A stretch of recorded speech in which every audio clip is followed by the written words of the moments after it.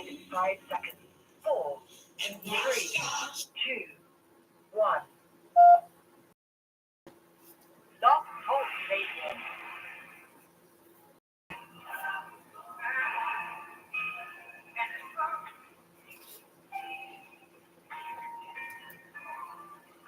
Welcome to WBSW Radio, the number one internet station. I am Dr. Lorenzo D. Smith. We invite you to join us. You are always welcome with us. The chat with us. The number is 347-857-192.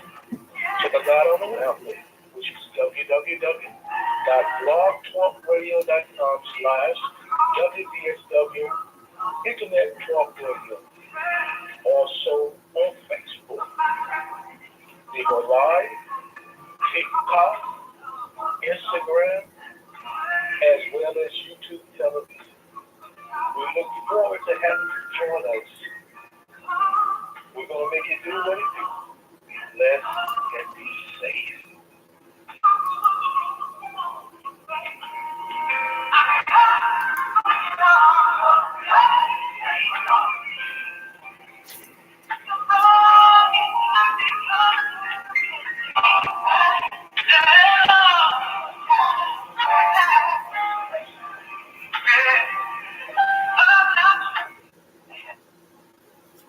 My, so glad to come before you. I'm really excited because we have an opportunity to have an awesome show tonight. Tonight is our Tell the Truth Primetime. I'm the co-host on the show, and our host will be joining us, and we will have a Zoom link. Matter of fact, I see her already up, ready to go, so let me admit her into the program. This is WBSW Radio, the number one internet station. Excited to come before you because we're being blessed. We've been blessed to see Wonderful Wednesday. No matter how you look at it, no matter how you slice it. It is real. It is moving toward what we call the end of the week.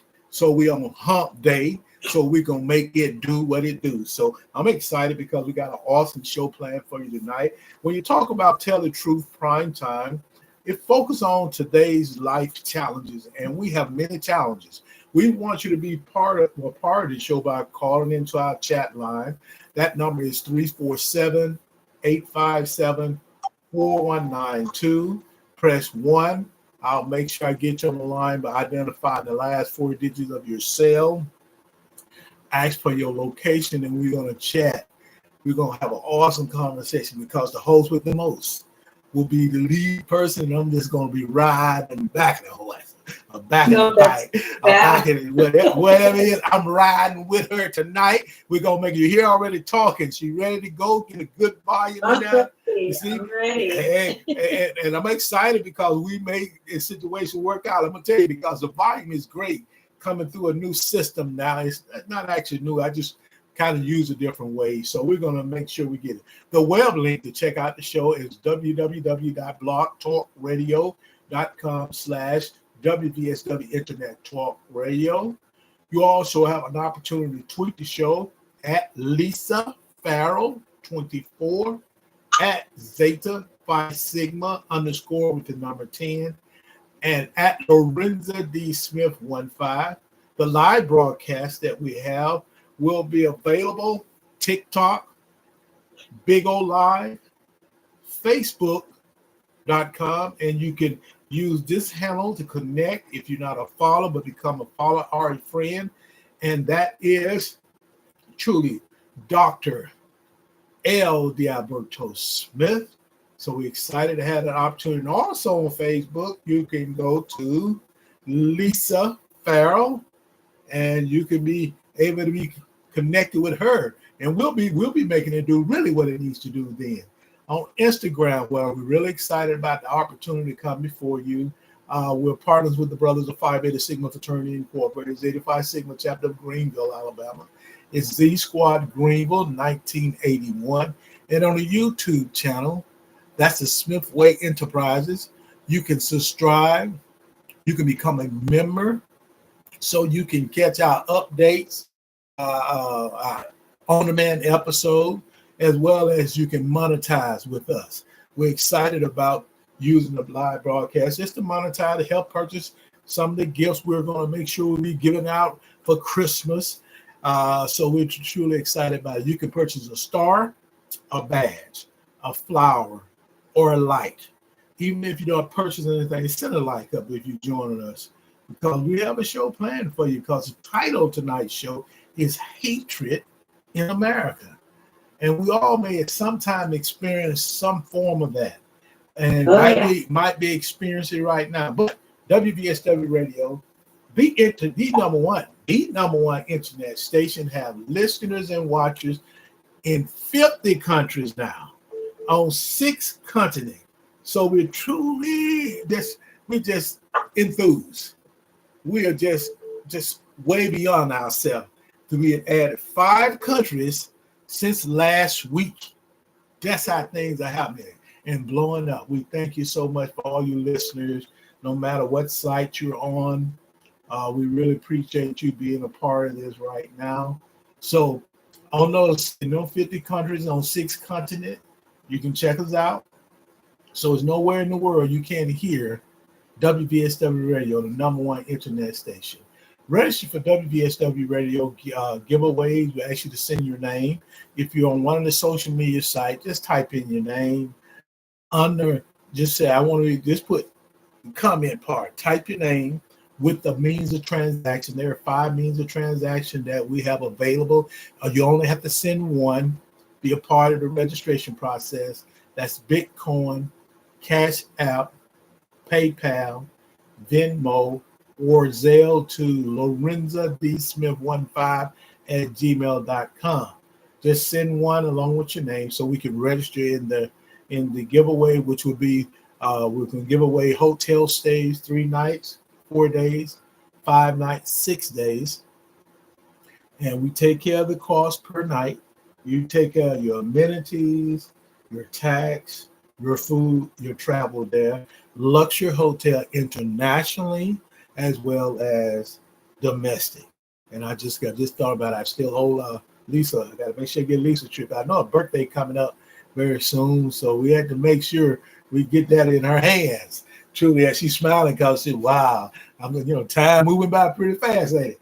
But it's a real talk. At least you're above ground so you can talk about it. So truly, thank you so much for your support. Again, the hotel stays we're wrapping out, gift cards, food vouchers, gas vouchers, movie passes, as well as car wash vouchers, book bags that start in January. We're going to be giving away 10 book bags full of generic items for your school. We don't know exactly. Every school is different. So we'll be giving them away. Yeah, we're going to try to treat it where we know some system require clear book bags. We know some system require just a regular mesh book bag. So we'll give you an opportunity. We're going to have 5 mesh and 5 clear. And then have all the supplies in there. So we raffle it off. So make sure you sign up for that.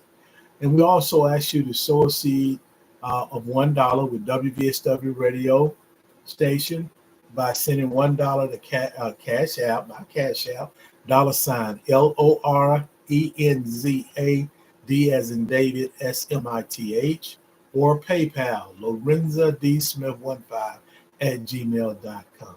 So without further ado, to address our topic tonight, hatred in America. It's going to be led by the host with the most. This young lady traveled from as far as north you can get at the state of Ohio, at the farthest point in Ohio north. You're almost in Canada, is Cleveland, and she made it deep down south on the southern tip of the Florida Peninsula down in South Florida. And she's been there for not only just a few years, many years now. She can say, home will always be in Cleveland, but this is her hometown down here. So we really appreciate. She's a licensed clinical social worker. She owns three or four businesses. I can't call them all out. Be keeping pets, be walking pets. She had a yoga studio. She do classes. She do several things. So truly, we thank her for her support. Without further ado, I call her my friend. I call her my family. I let her know that I love her very much. Truly, it's a blessing to be in present and be able to see her. None other than Miss Lisa Farrell Levine. How you doing, Lisa? I'm good. How are you? Oh, I feel real well. I appreciate it. Every time I can get that smile, I'm doing good. And I'll be trying to give mine as well. I don't know whether mine's big enough, but I'm gonna keep giving it because hope it brightens up some one day. We got an awesome setup tonight in regards to our title of our show is Hatred in America. And we want to kind of focus on some things that best give you some clarity in regards to hatred and what are just simply hate. Some people don't even want to get to the point, they just say hate. And we need to know really what this is because sometimes we don't even understand the meaning of hatred. We don't even understand the meaning of hate.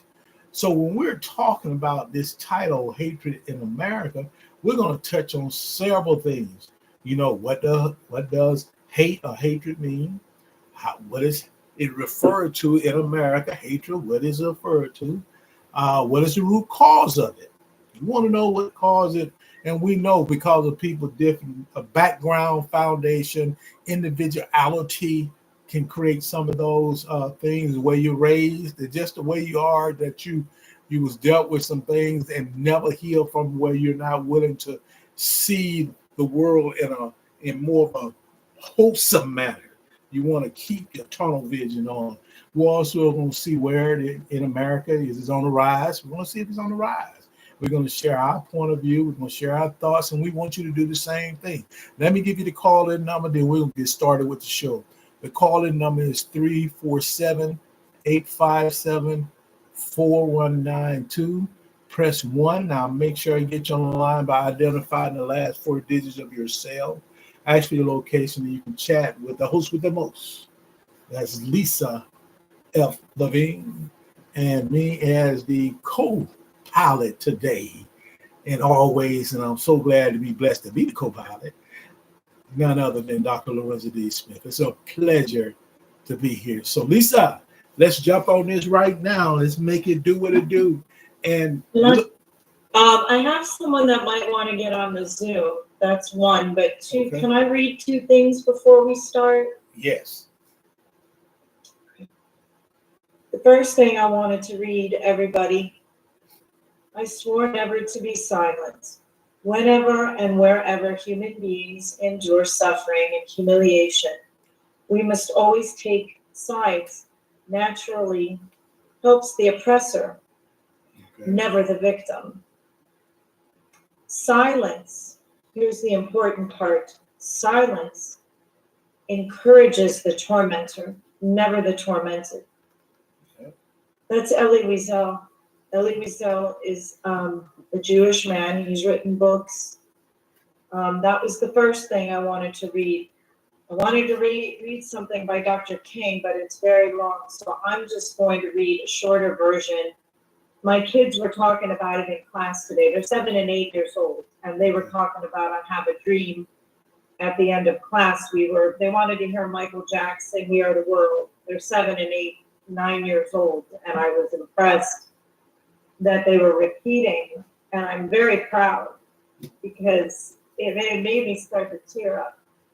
So this is kind of what they were talking about, because they think it's a bad world we live in, and that broke my heart to hear that. But something Dr. King, I have a dream that my 4 little children will one day live in a nation where they will not be judged by the color of their skin, but by the content of their character. And I always say that, Dr. Lowe. Mm-hmm. I judge you by your character. I don't judge you by your skin color. I don't judge you by your religion. I judge you because of you. Exactly. And to be honest, since the election, I've kind of been on like a hiatus. I've been on kind of a cleanse. I've kind of taken a lot of Lisa time and finally figured out my injury. I have a tooth issue and a nerve issue. Anyways, I had to take a step back from some people that are in my life because I'm questioning.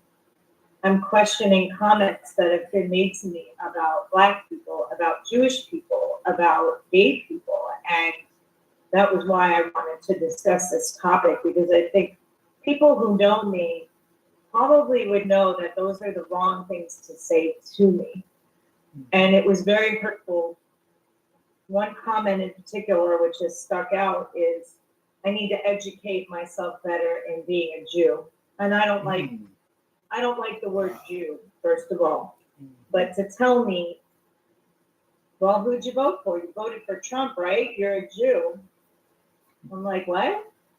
I don't know what that has to do with the other. Like, this is where I'm stuck. And when I'm stuck, really stuck, I call my rabbi. My rabbi is not available to talk because he can't. So I had to figure this out on my own, sort of. But what I'm trying to figure out is, have we become such a hateful society? Has it been this way? Has it become okay to just make these types of comments? And I don't lose my temper often. I used to lose it back in the day. Ask Nisi, back in the day when I was younger, but I'm pretty calm and I try not to be judgmental, but these are things I don't know if people are realizing that you are saying to people and telling me I need to educate myself in Judaism and read up on. It is very offensive. And bringing politics into religion and religion into politics and race into, I don't understand any of that. And I'm trying to figure out, as a mental health professional in the field over 30 years, about to get my 5th license, I'll know in a month. I'm trying to understand what is going on. And then today I have little kids telling me we live in a bad world because people are not nice to each other. Where is this coming from? That is my question, I guess, that I have. And how is politics related to it? Like, I can't, you guys are saying one thing, like I'm seeing swastikas up down here. I'm seeing just, and then people say, well, those are actors. Well, those are not actors. And what went on in Columbus was not actors. And what goes on down here is not actors. This is real life. And I guess my question to people, and I'm hoping people jump in, but I don't think they will, because I think they're cowardly. They'll put it in a text message to me, but they won't come out and say, I'm sorry, but that's being a coward. If you don't like, make types of comments to people is making people's mental health deteriorate. I've never seen anything like this. Yeah. Lisa, let me jump in right here, because I want you to just take a breath. You said something as in red from Dr. King. When you struggle dealing with people on understanding where it's coming from that character. I think we have went through, and this is just my personal opinion, because I know the field I was in for 36 plus years, I could identify where some people lack a lot of character. Because we used to have what we call character education. We have stopped teaching character. So the young people now, they're even in their 20s, they need to search themselves. We all must do that. I search myself to determine exactly. I don't look at you at the color. I look at your character, and see your character gonna show up, just like when it said character traits. Your traits gonna show up. So if you are angry and you have this sense of you want to punish people, then that's a part of the emotional aspect that's within that ideal of character. See, your character is so important. And when you get outside of that because of you say your belief are, Lisa pointed to the election, regardless, I saw some of the worst things that I could see out of both sides. So we're not going to sit around here and say it was one side. We ain't going to go back to where it was one side. It's both sides, and it's still going on with certain individuals because it didn't go the way they wanted it to go. I hear it. I look at content creators. I listen to national news, mainstream, and we still got people saying that, they blaming other people for the way it went. Said you vote against your own will, your own kind. And the thing about it, we have to realize they need to check their character because they are spewing. They are putting out hate, and they know they're doing it, and they seem to get away with it because the network allowed them to. But we don't have to allow them to do that, especially when we're in our circle or in our space. You have to have the strength to be able to vet people that comes around you. See, I'm going to get to that because that's so important. You allow everybody in your space. You allow everybody you call a friend. You allow everybody sometimes be to the point where they standing next door. My mom always told me this, Lisa, and old people always have these sayings. Say keep your friends close, but keep your enemy even closer. Because the thing about it, you can identify where they're coming from because you begin to learn who they are. These individuals that are angry because things don't go their way are not very mature individuals. I don't care if they're 40 years old, 50 years old, 60 years old. They are not mature individuals. They're lacking a well-being, of being wholesome well-being, physically, mentally, emotionally, spiritually, financially, psychologically, and you just socially. They're awkward, and they try to use that to make sure they get their way. I'm very concerned, and I see that we do have someone joining us, and I'm gonna allow them to come in a minute, and that's like Clinton. Clinton, we can let you come in a minute. It's just all to do, as Dr. King said, your character. What about your character? You got to understand that. What about your character? So in essence, we want to make sure we focus on, when we talk about hate, let's talk about that character. Back to you, Lisa, and then I'm going to let this individual in. Clinton, come on, I guess I've been struggling with this because, like I said, I judge you by your character, and I was raised, in a diverse area. I don't live in a diverse area now, and that's, I think, part of the problem. Like Cleveland, to me, forever my home. Hi, you. And then Cleveland is forever my home, and I grew up in a certain way, and I'm raised in a certain way to see this is my friend.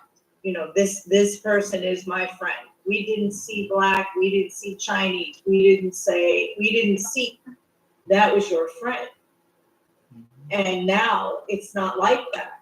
Now it's like something which I said before, like I totally just don't understand. It's like I'm trying to understand, and I'm trying to ask people questions. And I know Clinton's on, and I know he had written a post, something I read that he wrote about, like, I don't know what it was about. Maybe it was about hatred. Something he wrote about, and it stuck with me. And because I'm stuck, because I'm trying to help people to work through this and understand. And then I know something my mother says to me all the time. She say, Lee, it's better in front of you than behind you. Mm-hmm. It's better you see it in front of you than be behind you. Keep them close. Yes, sir. Yes, sir. Let's take this opportunity to welcome Clinton, and that's Clinton Hart. Yes, H-A-R-T. Thank you so much. Finding you. It's a pleasure having you on Tell the Truth Primetime. And the host with the most is Lisa Levine, and I'm just the producer and co-host. I'm riding in that seat to the side, trying to make sure you get with me. I heard that sometimes that's the best seat. Oh, yes, sir. Yes, sir. I'm finding that out. And we really appreciate you joining us. And if you want to jump in right now and kind of share your thoughts in regards, and even want to share about your post as well, we really, really would appreciate that. He should also share what he does. He's a very giving community. He does so many things in his community. He's amazing. Awesome. Well, I kind of do what I think I found my passion, and I just do what I'm told to do. You know, and when I hear a man upstairs say move, I try to move as quickly as I can. And so, I mean, I really do a lot of things in the community here. I'm a gym owner. I'm a retired NFL player, but that was a job. That's not who I am. Yes. Who I am is a community provider, a motivator, encourager, and I just try to change people's lives. Anybody I come across, I try to change their life in a certain, whatever way that I can, in a positive manner. Whether I know them or don't know them, whatever, white, black, it don't matter. Spanish, we all, we're all human, and I think if we can start seeing and having compassion for one another outside of our differences and where we came from, how we grew up. At the end of the day, we're all human, and everybody wants to find happiness. Everybody really wants to find happiness, whatever that looks like to them. But we two families during Christmas.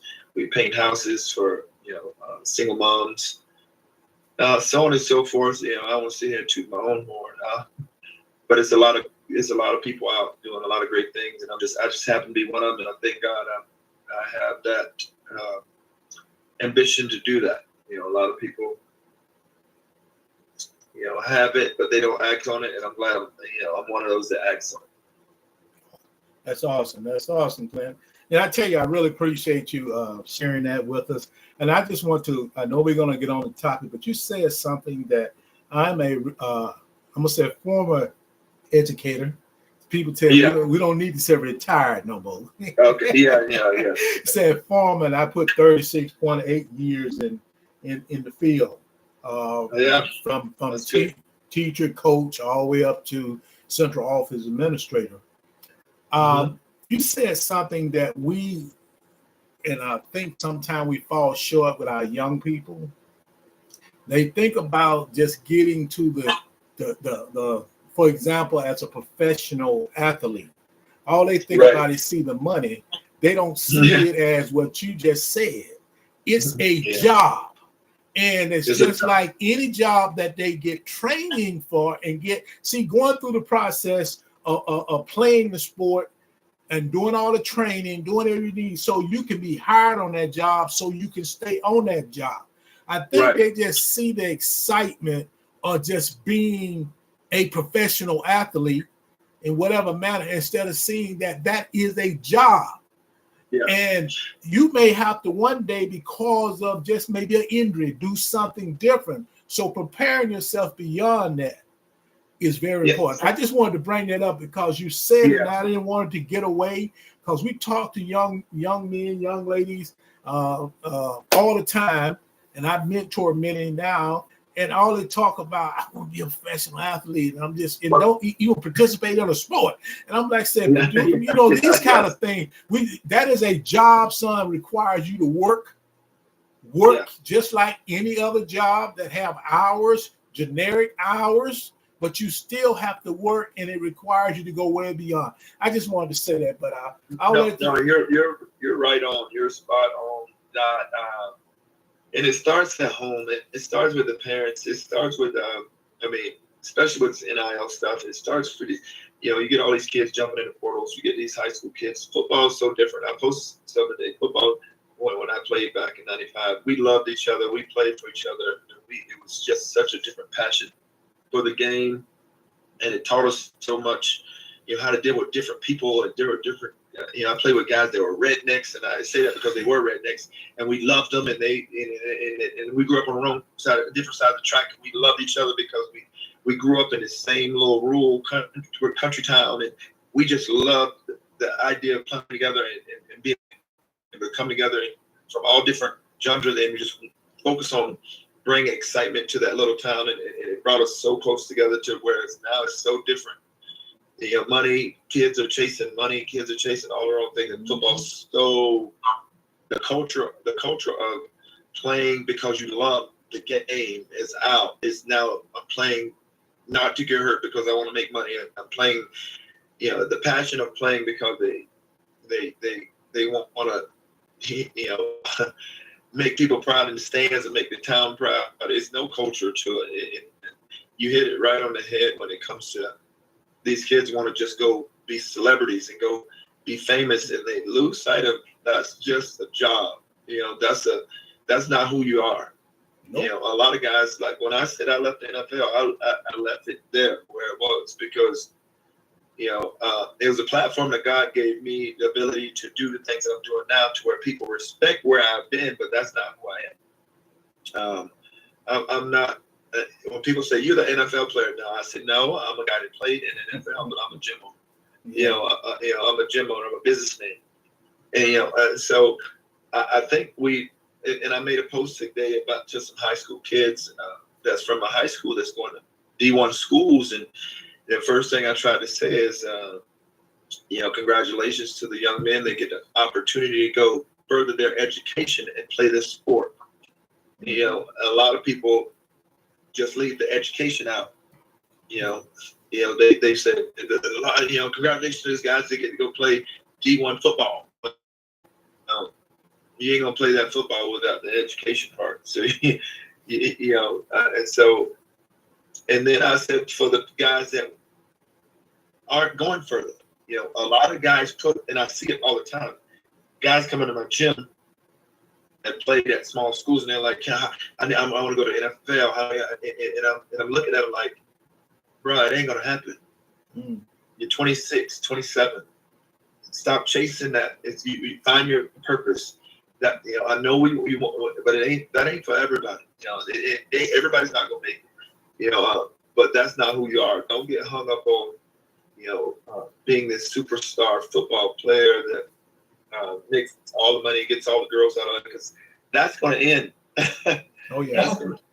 That's going to end. And then what are you? What defines you? Who are you?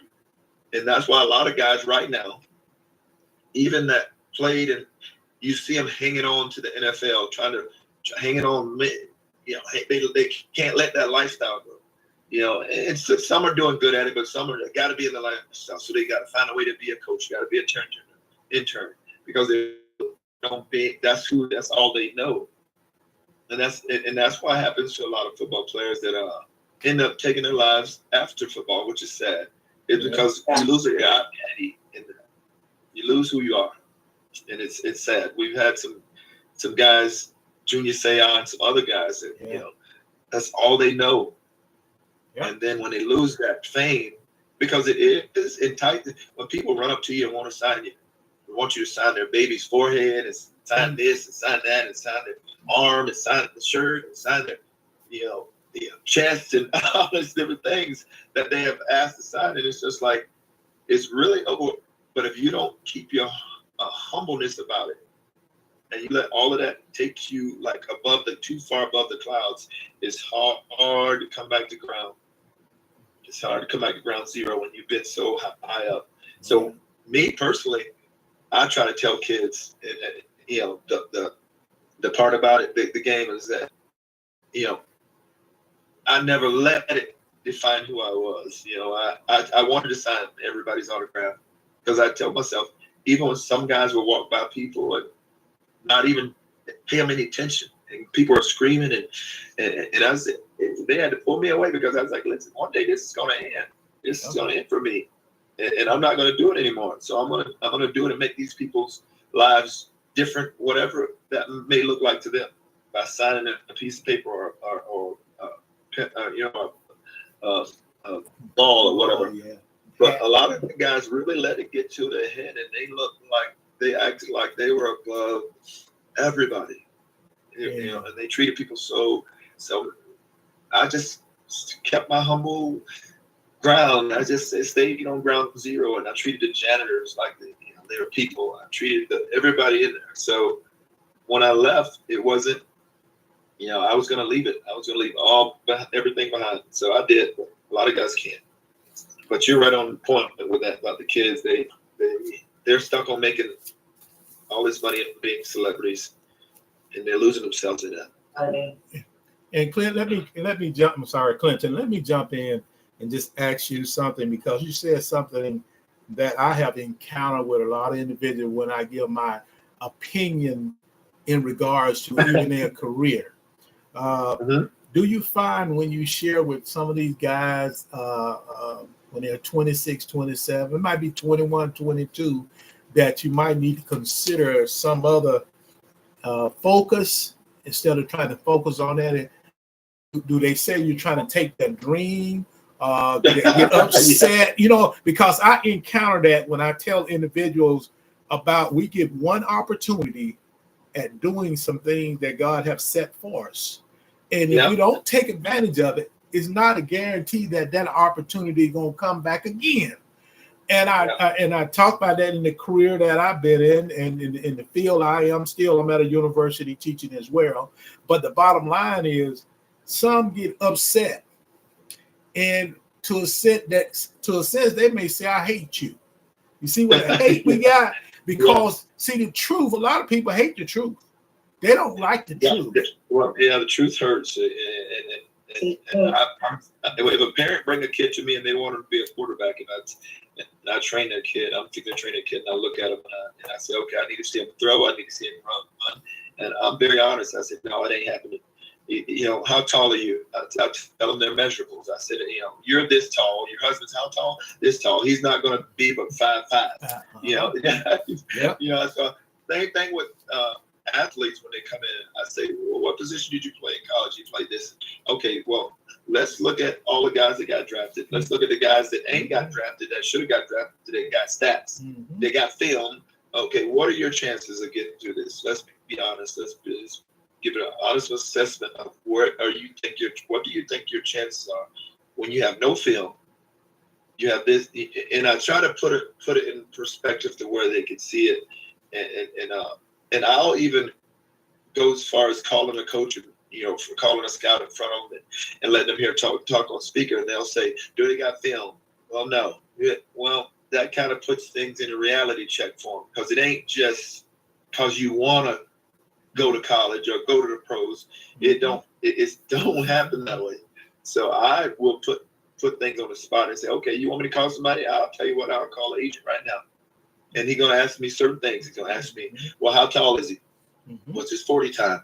And if you don't run a certain speed, reality of it is, it's no chance.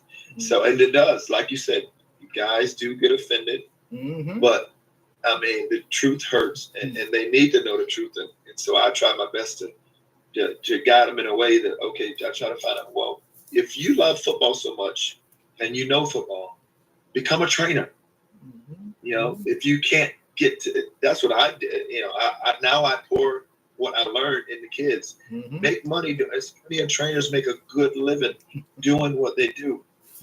Yes. So, so that's kind of how I try to find out what they really want, why they want to play football, why they want to. First of all, you find out why what makes you want to go to NFL. You want to be, or you want to make money just to be popular, or you want all the girls? What do you want, just want to buy cars? Because if you ain't doing it for all the right reasons, God's not going to bless you with it anyway. Exactly. Exactly. I put my mom on my back, and I think the only reason I made it is because of her. Because I was her blessing, and she was a prayer warrior. So I don't look at my talent and say, okay, it was me. God put me in a position to bless her. So I was just a tool. And I think we sometimes try to become a tool and fix something that is not meant for us to fix. You know, so you got to find out what's meant for you to fix. And Lisa, just allow me to just kind of jump in right here. And I'm thinking about some things you just said, Clinton, when in regards to, we talking about the content of your character. Dr. Marlene Cook said that. You remember That's that? huge.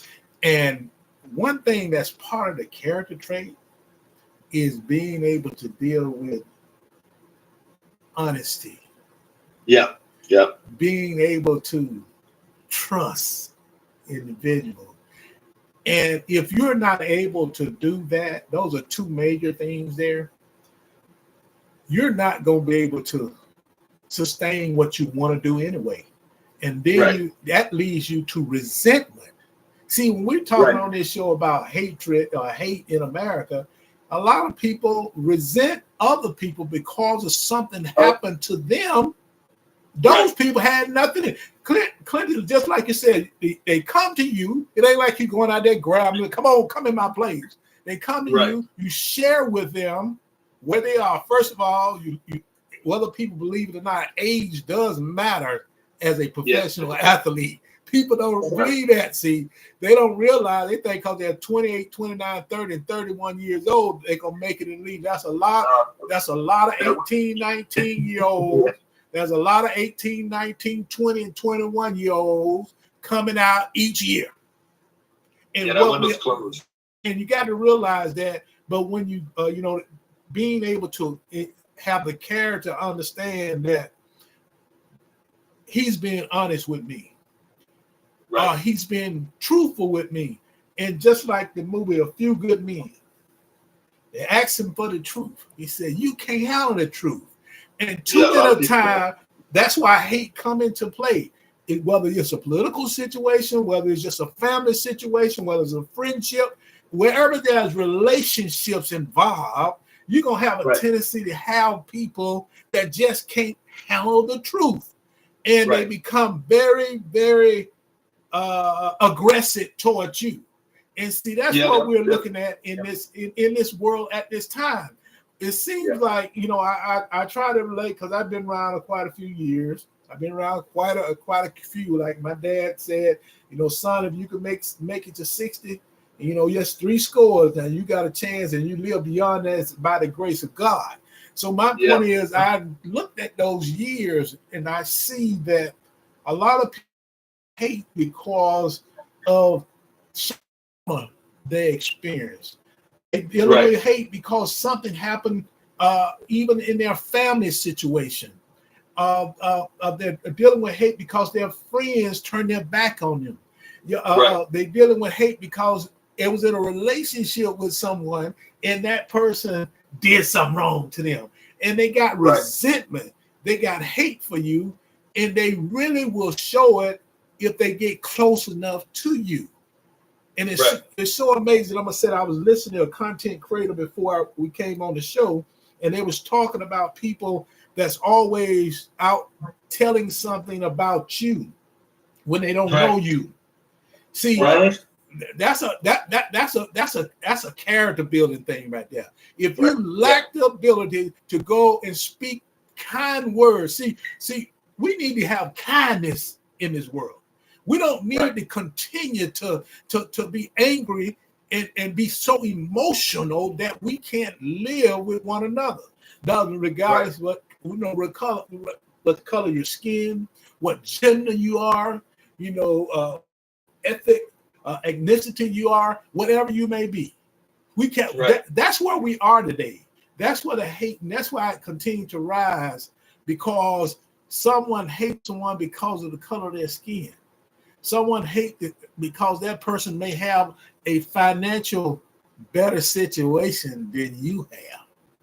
See, these are the little things that creates the problem. And I know you have, you're sharing some things, and I really appreciate you sharing what your own experience, because I can go into some long stories. At least I know I can. And and it's just important that we understand that when we're focusing on bringing us together, we all have to come to the table and come to the table with a clear mind. If you are Yeah. having some issues that you need to address, seek the counseling before you come to the table. Because when Yeah. you don't, you're gonna bring to the table, you're gonna bring that the content of your character. And Well, I want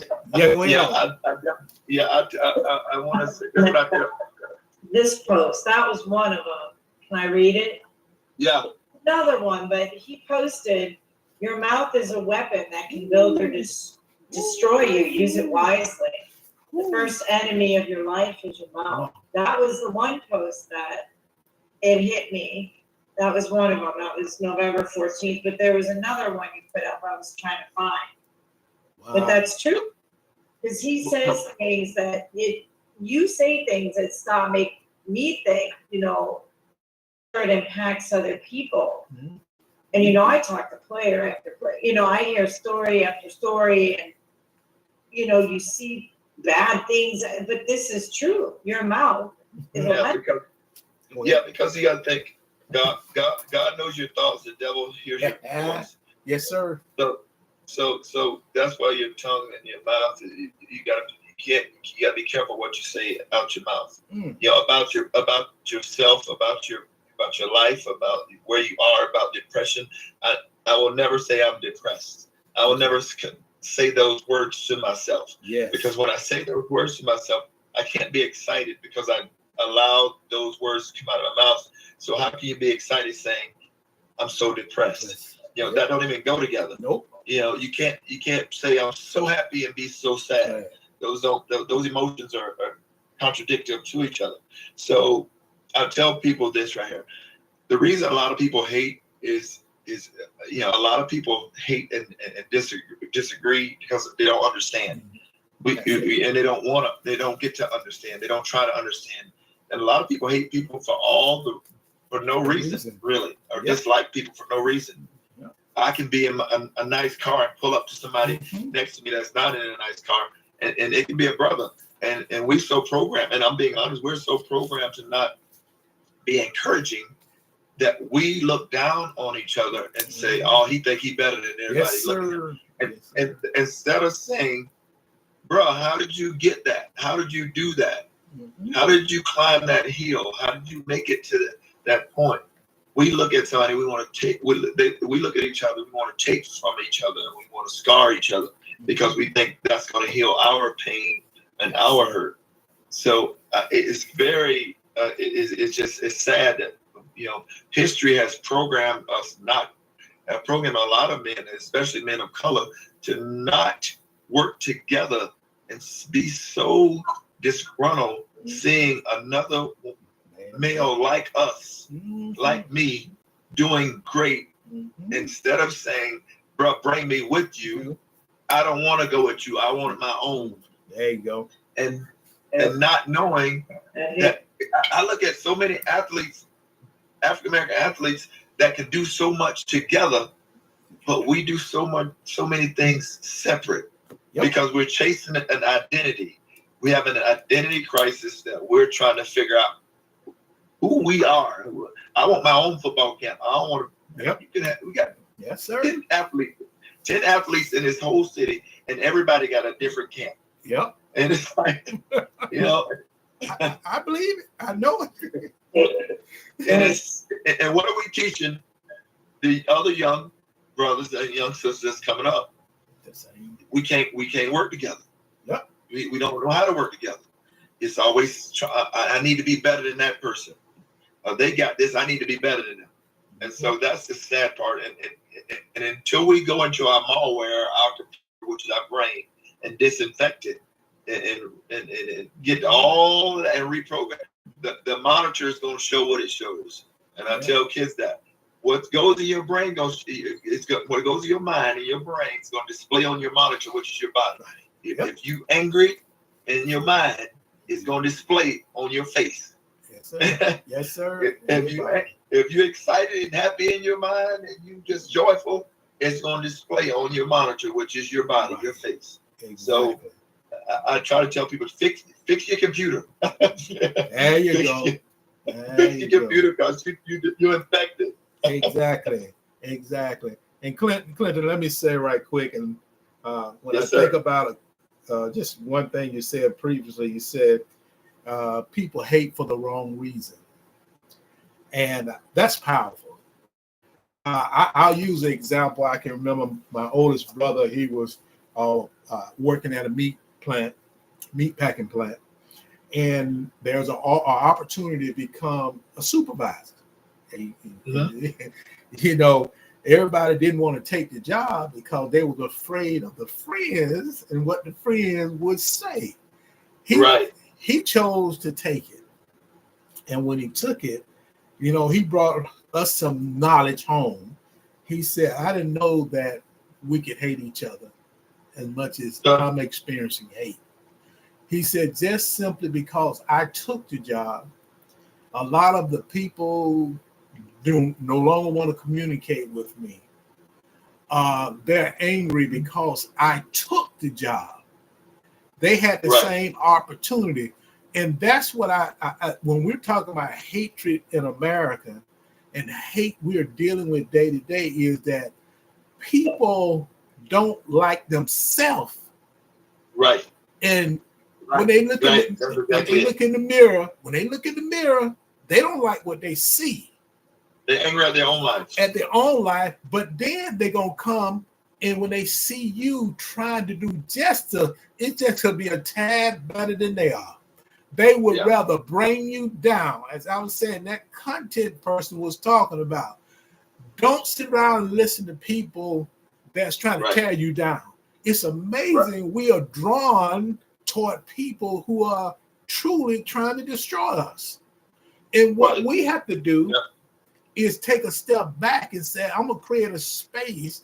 I'm not going to let them in here. I'm not going to let what they say affect me so I can be the best version of myself.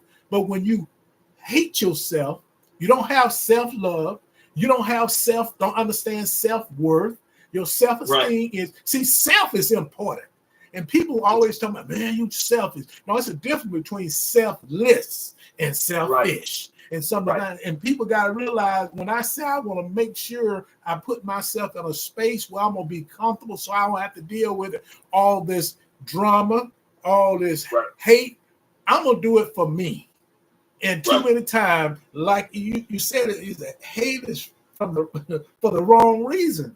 You're hating me Right. because you couldn't be in the same position. And one more story, I could tell a lot of stories in my career. So, because when you're doing something 42 years, it's now 42 years. I did 36 when I retired the first time. I can remember what I used to, I was an athlete. I played college football. I didn't make it to the level you made, but I was become a coach. I became a high school football coach. And I got a job as a head football coach at a school, and there's some guys that was there that really thought they spoke. And I had this happen twice in my career, in my lifetime. And I said, and when I went there, I had them, come on, bro, we'll keep you. We're gonna work and do everything. But they did everything to try to destroy what I was trying to undermine. Okay, so I only stayed there 2 years. So God has a reason and has a way of bringing you back around. Yep. 6 years later, I became the principal of that same school that I was a head football coach at. There you go. See, God brought me back, said, okay, you dealt with all that then, but I'm going to come back and you're going to make a difference. And those same guys was there that was undermining. Right.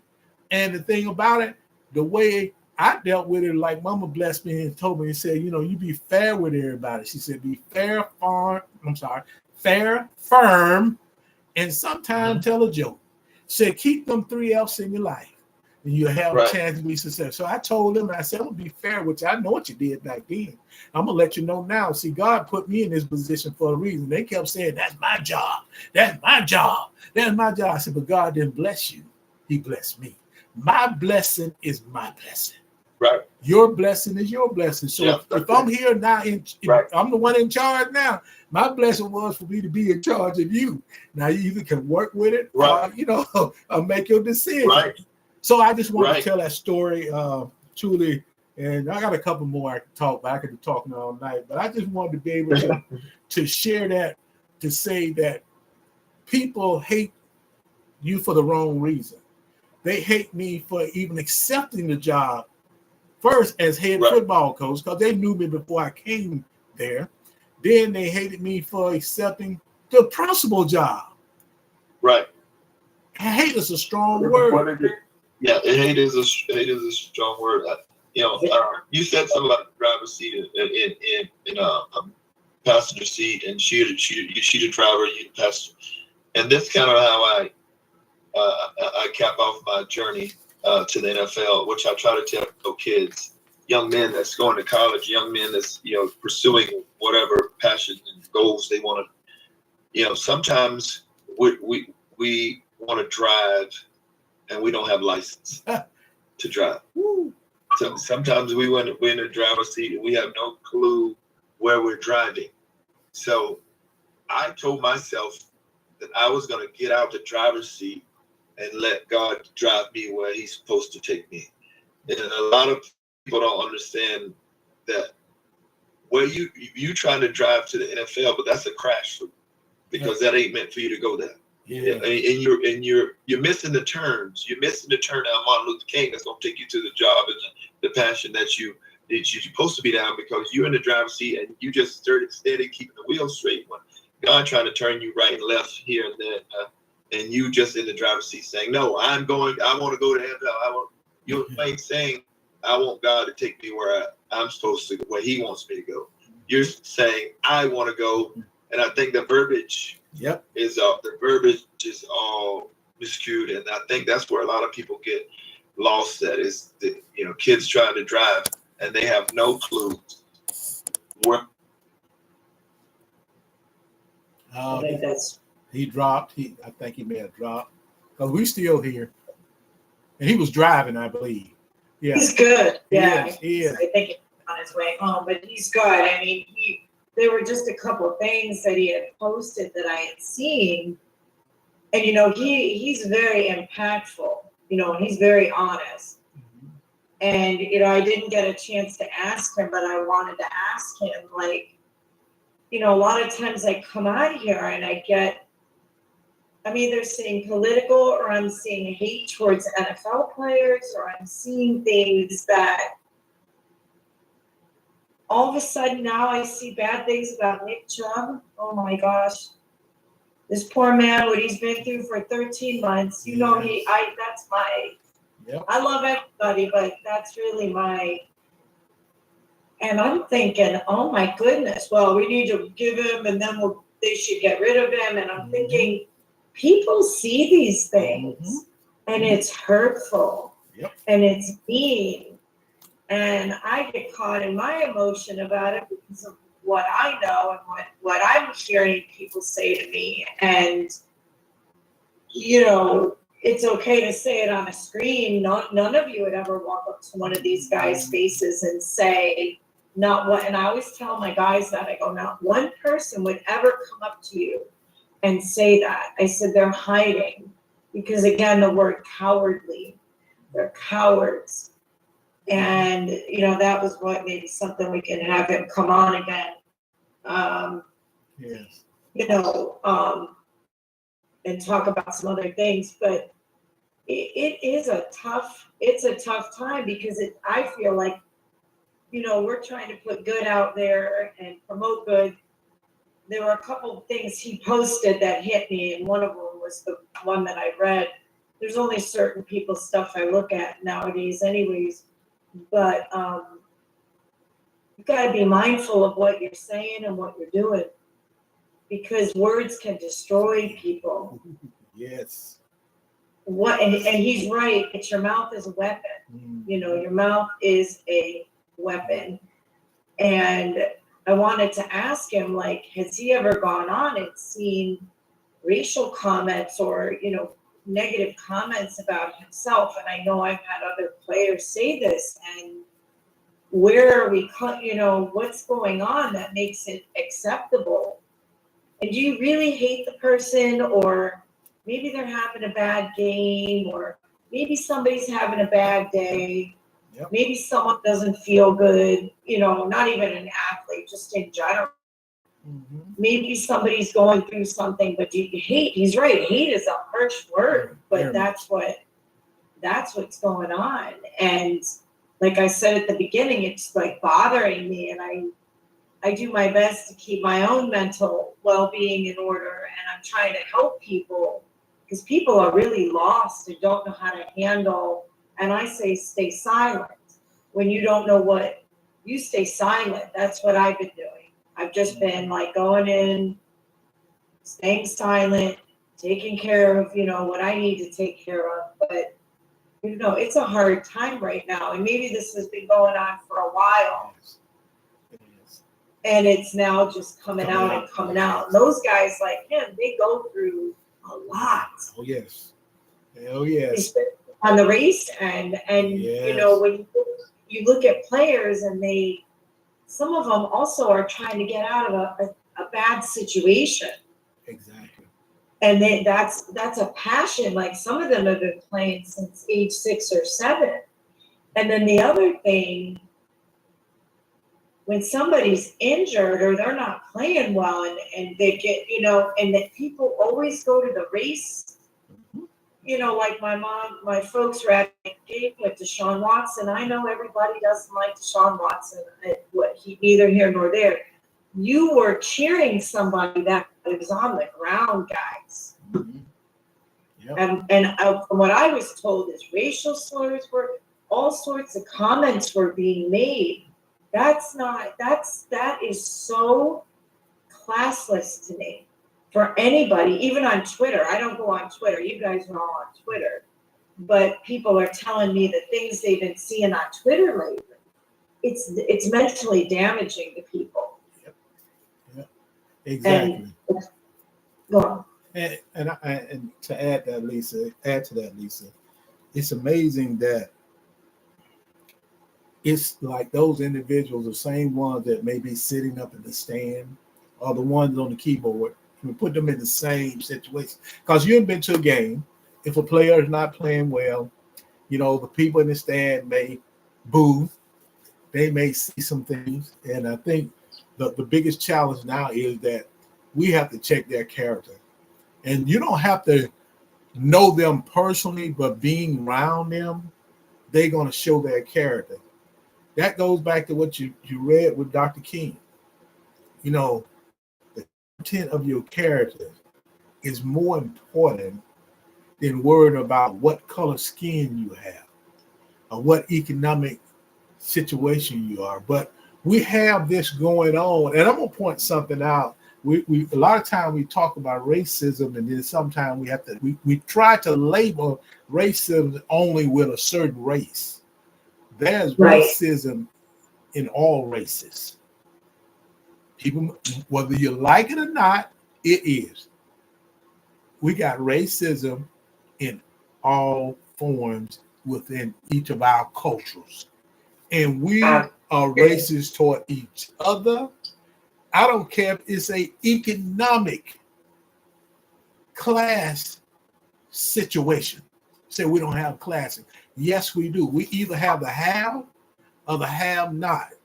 And you kind of, if you watch the after the election, I'm gonna tell you one thing that came out that really showed its ugly head about the hate that some people have in their heart is that they start pointing to one group why they didn't vote this way. And then after the election, it was before the election, because I lost a lot of respect for some well-known people that come in because it referred to black men. I'm just gonna start off. It started off with just black men. Then it got to after the election over with, it was white women, Hispanic men, and a few other people were mentioned in there. But my point is that we're dealing with characters when we talk about hate. We're dealing with people who lack good character, but you choose to be their friend because they may work with you. You choose to be their friend because they can buy this $400,000, $500,000, $600,000 house. You choose them to be your friend because they got the most famous, the most expensive purse, or you choose them to be your friend because they dress nice. You choose them to be your friend because of what kind of red, blue, green bottom shoes they got on, instead of looking at their character. That's why we say that when we meet people, we put them in their social stage. That's all we do is meet them. If we want to know more about them, that means we want to be acquainted or get acquainted to them or with them. One point I want to share with you is that when you show yourself, or when people show themselves, believe what you see. It's gonna be a character situation. I'm telling you, their character situation is not gonna be great. I don't care how educated they are, because they'll get to the point they think they're aristocrat. See, that's something that came out of this election too. You had the people who was in the have upset with the have-nots for not voting the way they wanted to vote, and the people that made voting for their best interest voted for what they thought for them. And that's the problem. It's been sort of like this control thing for years in certain parties, that they control individuals and they just know you guarantee you're going to vote that way. And when it didn't go their way, there was a lot of striking out, and there's still strike out. Just check out MSNBC. I'm calling them out because they're allowed to happen on there. You can check out CNN. Check on some of these mainstream networks. See, they may want to censor me, cancel me out now for saying that. But the truth of the matter, they're doing it and they're allowing it to be done. And they're not able to address it because of the person being of a certain race. We need to be able to address one another. Only way we can, at least this is my thought about this, and I'm just going to share. The only way we're going to be able to remove the hatreds we have, we need to come to the table, everybody, willing to work on being better versions of ourselves, and I especially speak in my culture. We need to be better by coming to the table, talking about things. We have a lot to talk about in our culture. I'm telling you, we have a lot. And I'm saying the Black American culture. I'm gonna speak up because I've been all my life. This is where I've been. So the point, I know we need to come to the table and talk about how we're going to get together to be successful. We try to stop letting people label where we're going to be and vote because somebody else say that's where you're supposed to vote. And that's what kind of happened in this election. People didn't vote the way people want them to vote. Now, Right. And they're getting upset. They're getting very upset about it. And then when you start calling people out, shaming people because they don't do what you want to do, that tells a whole lot about your character. You have sit up on that mountaintop. You have been up on the hill so long that you don't understand what the person that don't be on it. Only 15%, and these are numbers, and these are official data numbers that states that in the U.S. Census said this, only 15% of our population fits in the category of 80,000 and above. 15%. So the other 85% is not doing it. So the point is, the other 85% kind of came to the point, I'm looking out for my best interest. But I brought that out because it's a lot of racism, a lot of hate, and it leads to hate crimes. It leads to xenophobia. It leads to anti-Americanism. All of these things come out of this. And it even leads to people right now want to hear the Trump deranged syndrome. I'm going to say it because some people going crazy. They're still stuck on it. They need to kind of move forward with whatever they need to move. But you got to first what? Check yourself. Get yourself right before you start going out here lashing out at other people. That's my thoughts on what I see as hate in America. And we need to be able to come to the table and talk about it. But come with a clean slate with you. Don't come with the anger. Don't come with the viciousness, the aggressiveness. Come with sign language. At least I talk about this on my show all the time. Let me share what this acronym of sign Right. language. Shame, insult, guilt need to be right. We got a lot of people operate that way. When you say something, they're going to shame you if they don't like it. And when you continue to talk, they're going to insult you. Just think about when you be around people you say you say what they want to hear. Then they going to insult you. I've seen it happen on networks. And then they're going to make you feel guilty for where you feel. Oh, yeah. And then, you ever been around and heard this conversation with people? Somebody like to get the last word in. They need to be right. So sign language going on. It's easy to recognize because it shows up when people in their feelings, they're emotionally, they're not stable emotionally, they're immature emotionally. That's out more about the well-being on the individual is when things don't go their way, you'll know what kind of person you're dealing with. And just like if you said, someone, but I'm just use a couple of things, and you may not, I remember you said they want to borrow money from you. Tell them no to get upset with you. Now they want to come and they want to come to your house and stay at your house. And you said no, you're not coming to my house. They get upset about that. You know the response. You had heard their response. Go ahead, Lisa. And the other thing, there are a couple things. One, there's a couple things, unrelated things. One, in the Black community, there's no Dr. King. And I think when LeBron, I know everybody doesn't like LeBron, when LeBron did try to come out and speak, people said just stick to basketball. Mm-hmm. But the Black community does not have. And I was talking to somebody about it earlier, and I said, imagine if the Jewish community and the Black community, like if we all came together, mm-hmm. What power, like what good? Because I know, and the reason I had reached out to my rabbi, I look up to my rabbi, you can walk in that temple, Dr. Lowe. Oh God, come in, let me give you a hug.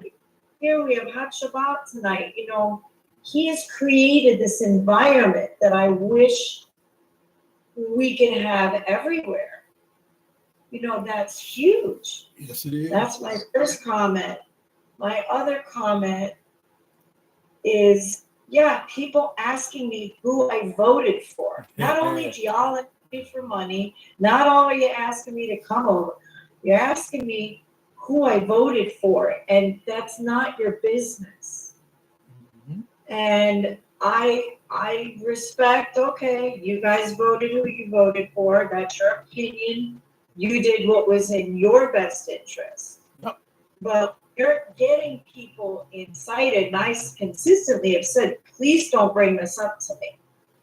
And you keep bringing it up. And I don't know if you're trying to rile me up because I just don't get into that. And I don't, when I saw the swastikas in Palm Beach and then in Columbus, and people, oh, those are actors. No, that's a reality. When I was at the Maltz Museum, when I was home, again, I was looking at the United States map. Florida has a huge population, Dr. Lowe. I mean, I think the largest of white supremacy groups. Mm-hmm. And my friends told me Saturday, they're older than me, and both of them said, and I should have listened because that's a different story in itself. I don't have my star on. My star I've had most of my life. But for some reason, both of them were like, please take your Jewish star off. Just keep it in the house. Both of them took their mezuzahs down. And I'm like, I'm not taking this off because Black people can't take their skin off and gay people can't change who they are. And this one can't change who they. And my friend Becky said, Lisa, please. She said, my gut instinct is take that star off. They're both Jewish. Mm-hmm. And wow. I just feel like I'd be hiding, but now I had an incident Saturday I don't really want to get into, but I don't have it on. Mm-hmm. It's gone. And okay. But I get what they're saying. People see it, it stands out.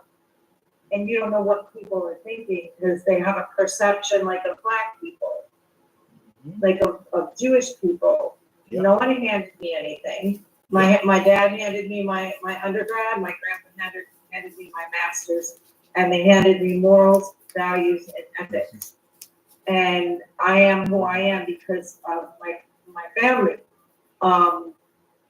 But seeing some of this stuff and getting so angry at, well, who did you vote for? I hope you didn't vote for Harris. And then sending me crazy things that I don't want to see. Like I just keep that to yourself. Yeah. Yeah. You know, I'm more about humanity and just I'm for everybody and the betterment of society. And just like the kids were talking today, that bothered me that we live in a bad world, and I don't want any child thinking that we live in a bad world. Exactly. And when we're talking about We Are the World and Heal the World by Michael Jackson, you know, I'm like, they get it, you know, but where are we at and what's going to happen, you know? And then I say stay present.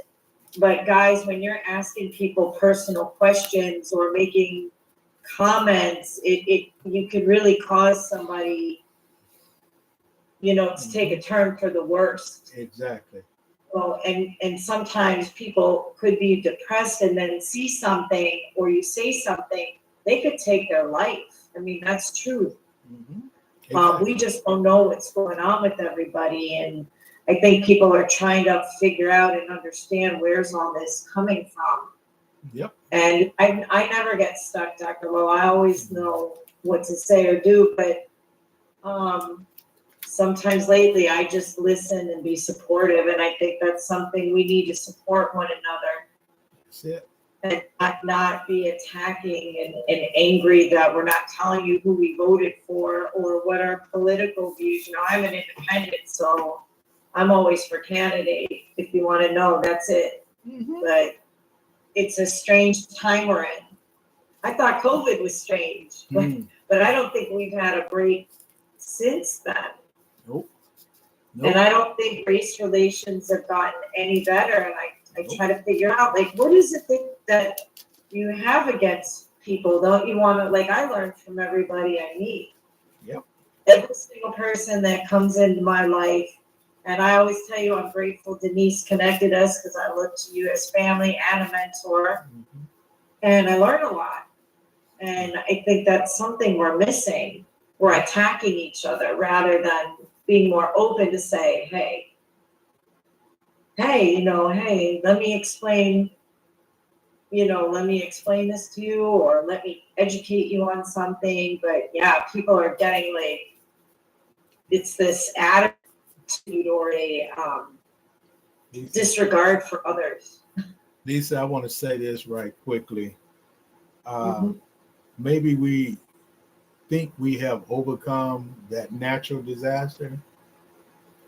What we went through, we all need some counseling. Yeah. We all need some therapy. We all need to sit in a chair or on the couch and talk with someone because we're trying to navigate this by ourselves. And something is missing with us that we need to be able to recapture. You know, I have no problem talking about what I attend twice a month. I attend my counseling sessions twice a month. I do it for the purpose of being the best version of myself. Yeah. But it also gives me a chance to look out at other individuals around me and tell them they need to come go with me.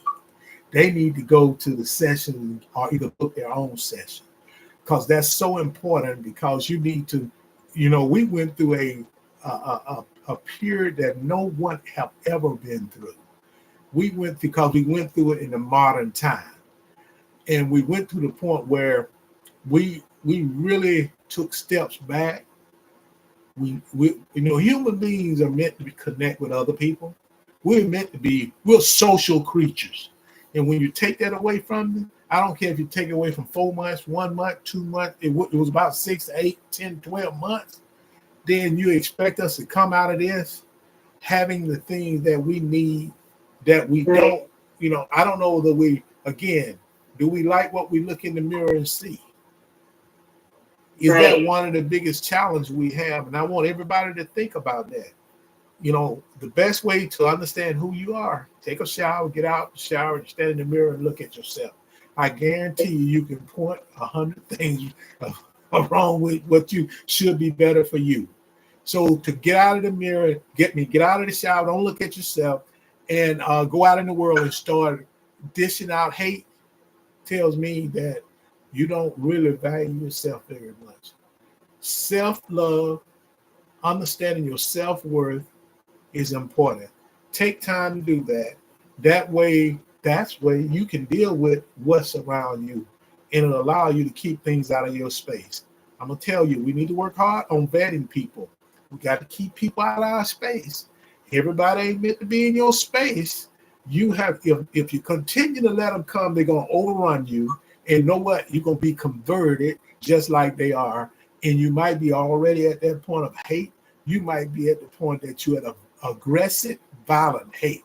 Be careful who you let in your space. Be honest with yourself about who you are and whom you are. What's your character? You need to know what your morals are. You need to know what your values are. Nobody should ever come in your life and dictate what your morals are, your values are, and what your character.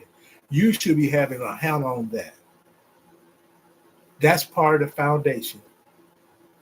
And we have to realize we have to get back of being taking care of self first. Take care of self so you can be ready to function with other people. Lisa, you can get the parting words. Last final words. We're going to get out here because we have done an hour and a half tonight. I think Clinton wants to come back. Not now, but I said we'll do another one. Yeah. But I was invited to a Thanksgiving last week, and I don't tend to celebrate it because my grandfather passed that day. It's hard for me, but sorry to hear that. Oh. I was with a group of people. I only knew the family that invited me. Uh-huh. Everybody went around and said what they were grateful for.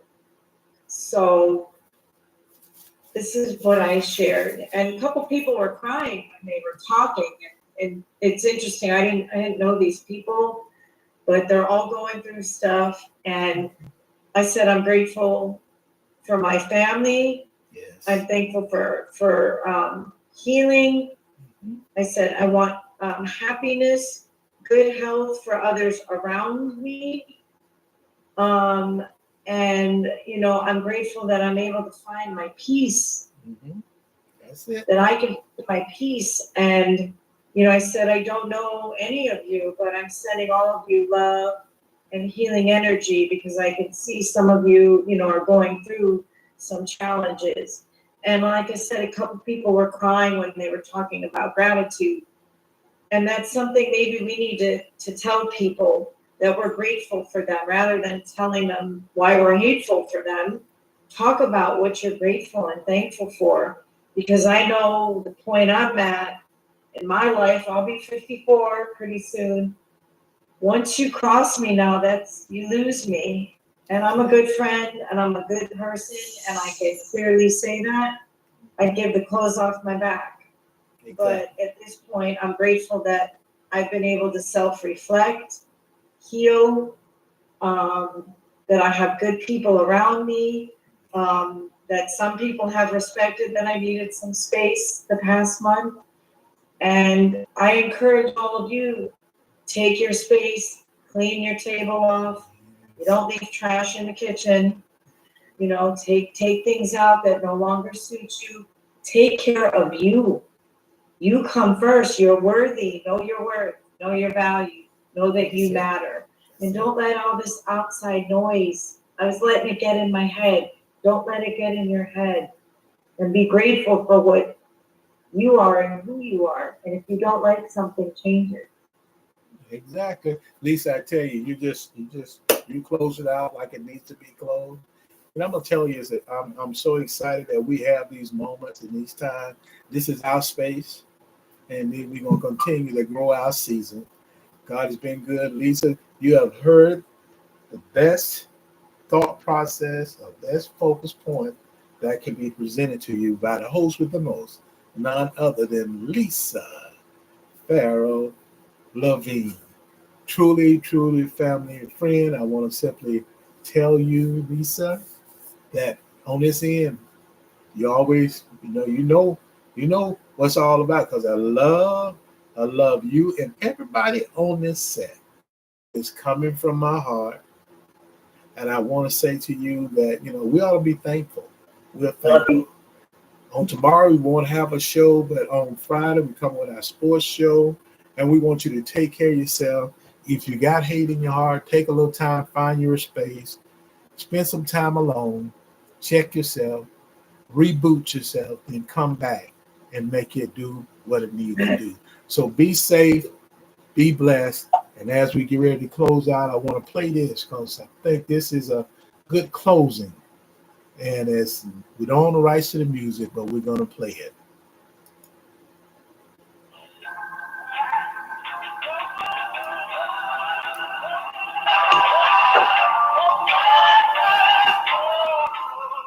Come on now. Come on.